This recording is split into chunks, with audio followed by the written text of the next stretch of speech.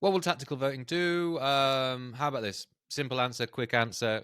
A few dozen seats will change hands as a consequence of tactical voting, which is pretty good.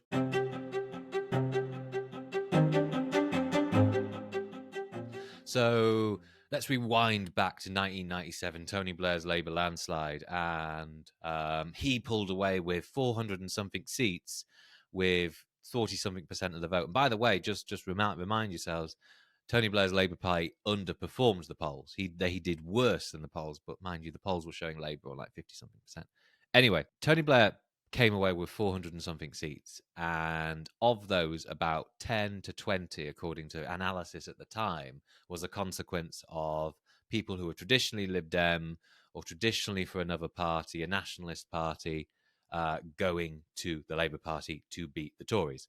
And on the inverse, in around about, actually, I think almost the majority of the Lib Dem seats, it was Labour voters moving to the Lib Dems tactically to beat the Tories that actually won it through there. So in historic terms, a few dozen seats change hands. At the next election, we could expect the same. And I had a go at this about, it's 2024 now. I did this 2 years ago, trying to measure the impacts of tactical voting.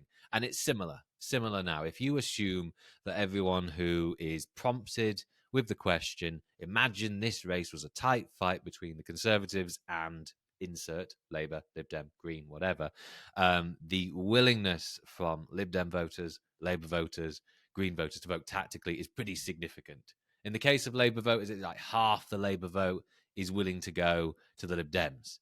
The other half really isn't. Let's not forget the coalition years do still sit high in the mind of Labour activists and indeed a great many Labour voters. Lib Dem voters, meanwhile, it's more than 50%. Now, obviously, that benefits progressive parties, and it will benefit progressive parties more than it will benefit right-wing parties.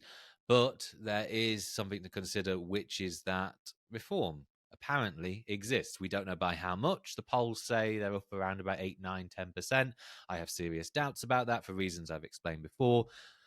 But, around about half of them, less than half, between 30 and 50% of present reform voters say they might switch to the Conservatives. So when it comes to tactical voting, the summary is this: disproportionately, it will benefit the progressive parties. It will probably benefit Labour.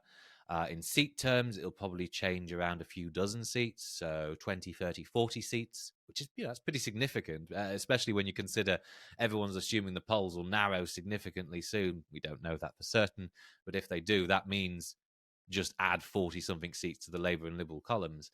And then you also need to consider that reform vote may also vote tactically too when they're squeezed in lab recon fights, because reform voters are, treat them as very apathetic, unlikely to engage with the democratic process. But when they do, they absolutely despise the Labour Party, and they're quite, also disliking of the Conservatives. So in Labour v Tory fights, of those that can be squeezed, they probably will move wholesale to the Conservatives. Now, I'm sorry to labour this, to go on a bit too long, but I tried to model this for Harrogate and Knaresborough, where I'm from in Yorkshire. And what I found was that, standard polls, national polls say it was Conservative 37, Liberal 35, Labour 25, right? And that's no tactical voting for whatsoever. Once you account for tactical voting, you see the Tory share go up 2 points, and then you see the Liberal Democrat share go up by 10 to 12 points. So, yes, net benefit to the progressive parties, but not entirely to the progressive parties. But like I said at the start, 20, 30, 40 seats will change hands as a consequence of tactical voting. Probably.